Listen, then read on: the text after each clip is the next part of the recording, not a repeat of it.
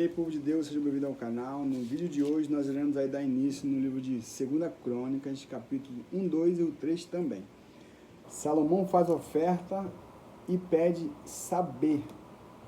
Salomão, filho de Davi, consolidou-se no reino, e Yahvé, seu Deus, estava com ele e o tornou extraordinariamente poderoso. Salomão fez um pronunciamento a todo Israel, aos chefes de 1000 e de 100 soldados, e aos juízes e a todos os líderes de todo Israel, chefe das famílias. Depois o rei dirigiu-se com toda a assembleia no lugar sagrado, no monte de Gibeão, porquanto ali estava firmado a tenda do encontro da congregação que Moisés, servo do Senhor, havia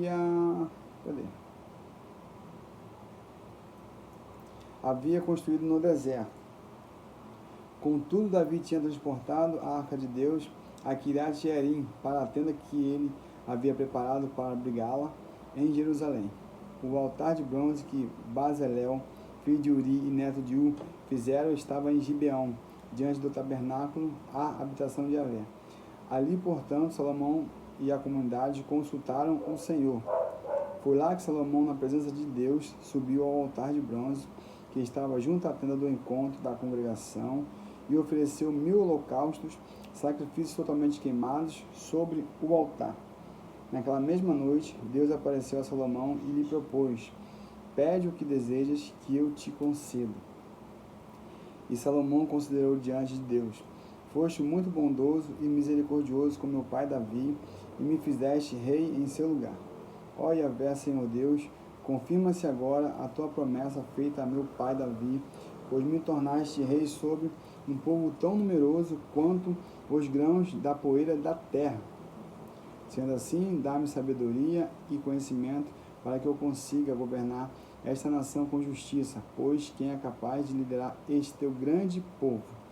Então Deus afirmou a Salomão: visto que é precisamente este o desejo do teu coração, e não rogaste por riquezas, bens e honra, nem a morte dos teus inimigos, tampouco pediste longevidade, mas suplicaste por sabedoria para ti e conhecimento, a fim de ser capaz de julgar corretamente o meu povo, sobre o qual te constituí rei. Receberás sabedoria e conhecimento. Também te darei riquezas, bens, honra e glória, como nenhum rei teve antes de ti, nem homem ilustre algum possuirá depois de ti. Assim Salomão saiu do alto de Gibeão, da tenda do encontro da congregação, e retornou a Jerusalém, de onde reinou sobre todo o Israel. Salomão acumula riquezas. Então Salomão juntou carros e cavaleiros, chegando a possuir 1400 carros e 12.000 cavaleiros, e os depositou uma parte nas guarnições de algumas cidades e a outra próxima a si em Jerusalém. O rei tornou o ouro e a prata tão comuns como as pedras em Jerusalém, e o cedro tão farto quanto as figueiras bravas que cresceram em grandes números na Shefela, a faixa de terra que separa a planície costeira das montanhas. Os cavalos de Salomão eram trazidos do Egito e da Cilícia, onde os fornecedores do rei os compravam. Importavam do Egito cada carro pelo preço equivalente a 7 kg de 200 gramas de prata, e um cavalo por 1 kg e 800 gramas, e os exportavam para todos os reis dos hititas e da Assíria. O rei de Tiro alia-se a Salomão. Então chegou o dia em que Salomão deu ordens para o início da construção de um templo em honra a Yahvé, o nome do Senhor, e de um palácio para si mesmo. Ele destacou 7.000 homens para servirem como carregadores, 80.000 como cortadores de pedras nas colinas, e 3.600 como mestres de obra e supervisores. E Salomão mandou a seguinte mensagem a Irão, rei de Tiro: seja generoso comigo, como foste com meu pai Davi, e manda-me também cedros, como enviaste a ele, a fim de construir seu palácio residencial. Eis que resolvi edificar uma casa para o nome de Yahvé, o Senhor, meu Deus, e consagrá-la para queimar incenso sagrado e aromático diante dele.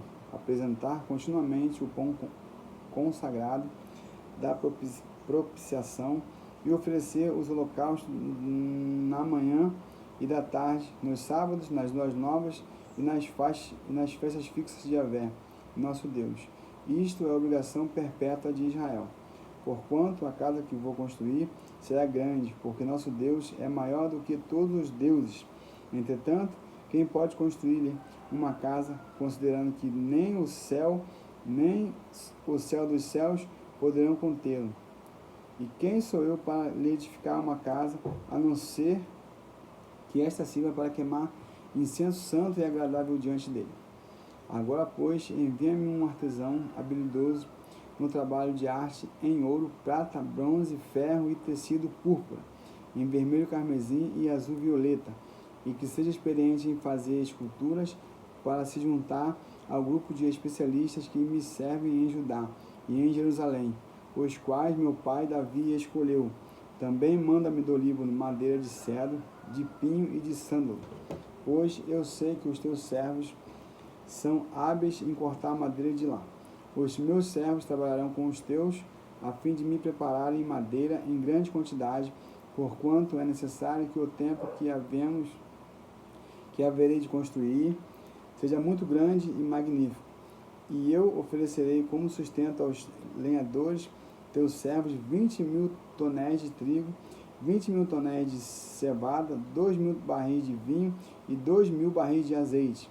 Irão rei de Tiro mandou a seguinte resposta por escrito a Salomão: eis que Yahvé de fato ama o seu povo, e por esse motivo te constituiu rei sobre ele. E o rei Irão acrescentou: bendito seja Yahvé, o Deus de Israel.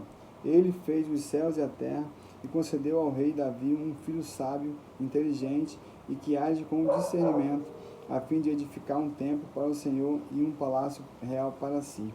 Estou, portanto, enviando agora Hurão-Abi, artesão sábio e muito capaz. Ele é filho de uma mulher da tribo de Dan, e seu pai cidadão de Tiro. Ele é experiente na arte de trabalhar com ouro, prata, bronze, ferro e pedras e madeira, e em tecido roxo, azul e vermelho, bem como olhinho fino, e capaz de fazer todo tipo de entalhe e escultura. Ele pode executar qualquer projeto que lhe for proposto. Trabalhará com os seus artesãos e com os de meu senhor Davi, teu pai. Agora, pois, envia, meu senhor, a teus servos o trigo, a cevada, o azeite e o vinho que prometeste, e cortaremos toda a madeira do Líbano necessária e a faremos flutuar em jangadas pelo mar, descendo até o Jope. De lá poderás transportá-la para Jerusalém. Salomão ordenou que se fizesse um recenseamento de todos os estrangeiros que viviam em Israel, da mesma maneira que seu pai Davi realizou. E foram contados 153.600 homens. Está chovendo, Luz? Não. Então o rei mandou separar 70.000 deles para servir de carregadores e 80.000 para cortarem pedras nas colinas, com 3.600 mestres de obra para supervisionar o trabalho do povo. Salomão constrói o templo. Então Salomão começou as obras para a construção do templo do Senhor, a casa de Yahvé em Jerusalém, no alto do monte Moriá, onde Yahvé havia aparecido a Davi seu pai, exatamente na área que Davi providenciara na eira o terreno de malhar o trigo de Orna, Araúna ou Jebuseu. Ele deu início à edificação do templo no segundo dia do segundo mês do quarto ano de seu reinado. Os alicerces que Salomão mandou estabelecer para a construção do templo tinham 27 metros de comprimento e 9 metros de largura, considerando a forma antiga de se medir. O pórtico de entrada do templo media 9 metros de largura e 9 metros de altura. Salomão mandou revestir de ouro puro todo o seu interior, forrou de pinho o átrio principal, revestiu de ouro puro e decorou com obras de arte e ilustrações de tamareiras e correntes. Decorou todo o templo com pedras preciosas. O ouro utilizado nas obras de arte era trazido da cidade de Parvaim. Da mesma forma, revestiu as vigas e os batentes do templo, e mandou esculpir figuras de querubins nas paredes. Fez também a sala interna, o Santo dos Santos, com 9 metros de comprimento e 9 metros de largura, as mesmas medidas da largura do templo. Para revestir as paredes do lugar santíssimo, foram usados mais de 20.000 quilos de ouro puro. Os pregos com aplicações de ouro puro pesavam 600 gramas cada. Salomão ainda revestiu de ouro todos os cenáculos, as salas superiores. A imagem esculpida dos querubins. Salomão também mandou que se esculpissem 2 figuras de querubins em madeira para que ficassem no Santo dos Santos, e os revestiu de ouro puro, os quais, de asas abertas, mediam juntos 9 metros, cada asa de 2 metros e 25 centímetros. Tocava de um lado na parede do templo e na outra extremidade na asa do outro querubim. Assim, as alas destes querubins se estendiam por 9 metros, foram postas de pé em frente ao átrio principal e com os rostos voltados para dentro. Mandou fazer o véu sagrado, uma cortina pesada, confeccionada em tecido azul, púrpura, roxo, vermelho e escarlate e linho fino, toda bordada com figuras de querubins. As 2 colunas. Ergueu na frente do templo 2 colunas que juntas tinham cerca de 16 metros, cada uma tendo em cima um capitel com 2 metros e 25 centímetros. Da mesma forma fez guirlandas, correntes para o debir, o santuário interior, e mandou que fossem fixadas no alto das colunas, e também mandou esculpir 100 grandes romãs para adornar as guirlandas. Em seguida levantou as colunas na frente do templo, uma ao sul, outra ao norte, e a que se ergue à direita, na parte sul, deu-lhe o nome de Into. Ele firme. E a que fica à esquerda, ao norte, chamou Boaz, isto é, nele há o poder. E aqui nós finalizamos o capítulo 1, 2 e 3 de 2 Crônicas. Fiquem todos na paz e até o próximo vídeo.